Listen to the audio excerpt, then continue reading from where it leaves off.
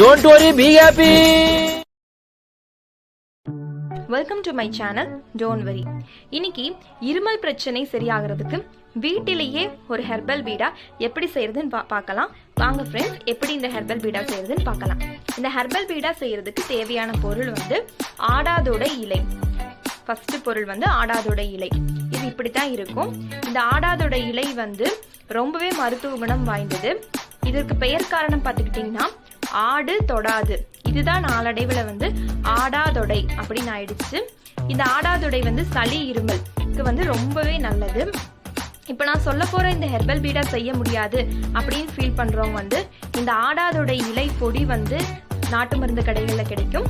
அதை காலையில வெறும் வயிற்றுல தேன் கூட கலக்கி சாப்பிட்டு வந்தீங்கன்னா இருமல் பிரச்சனை முற்றிலும் சரியாகும்.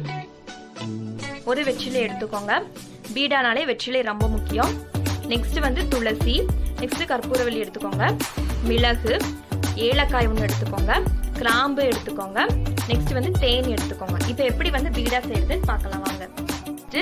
ஒரு வெற்றிலை எடுத்துக்கோங்க, நெக்ஸ்ட் ஒரு ஆடாதோட இலை எடுத்துக்கோங்க, நெக்ஸ்ட் ஒரு கற்பூரவள்ளி, துளசி, மிளகு 2 எடுத்துக்கோங்க,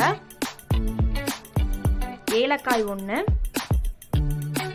கிராம்பு 1, தேன். இதை மடிச்சா பீடா ரெடி. அவ்வளவுதான் ஃப்ரெண்ட்ஸ், பீடா ரெடி ஆயிடுச்சு. இதுல தேன் அதிகமாக ஊற்றும் போது உங்களுக்கு ஸ்வீட் பீடா மாதிரியே தான் இருக்கும். இனிமேல் சளி இருமல் அப்படின்னா இதை ட்ரை பண்ணி பாருங்க, கண்டிப்பா யூஸ்ஃபுல்லா இருக்கும்.